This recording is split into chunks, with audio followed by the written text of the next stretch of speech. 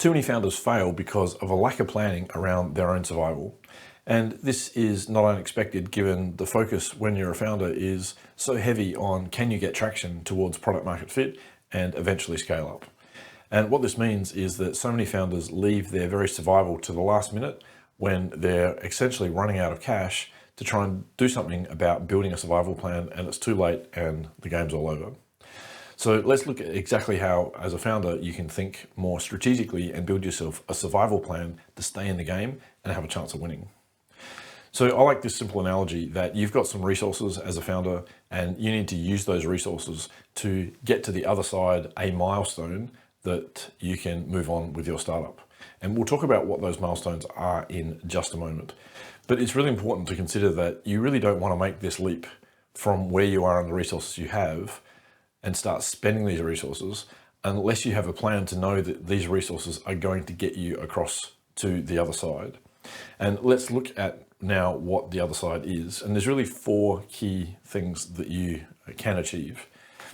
The first one is an obvious one, and that's getting to cash flow break even. If you can use the resources you have to build enough customer traction where you can get revenue coming in the door and get to cash flow break even, then that is a fabulous position to be in, particularly if you're a bootstrapping startup. The second milestone that you could reach is get yourself competitive enough to raise capital. And you want to make sure that you really understand what the journey to raising capital takes, how long it takes, and how much energy and effort you're going to have to put into that. And particularly in today's environment, it's gotten more difficult recently to raise capital. And so the bar's gotten higher, therefore you're going to need more resources. The third thing you can jump across to is selling your business. And this is obviously not appropriate for the vast majority of early stage founders. This is typically more appropriate for later stage founders. The fourth thing that you can achieve here is a supplemental income.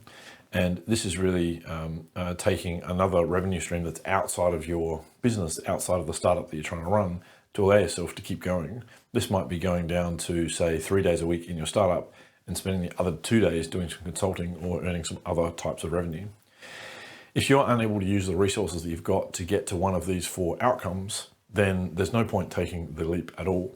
So even though startups are a leap of faith activity where you can't really know the outcome and you can't know that you're going to be successful and there is some risk involved, it's really important to make sure that the resources that you do have, you have a plan to get to one of these 4 things at least. Because if you don't, you're not going to be able to use all those learnings that you've got and improve your chances of building a successful startup.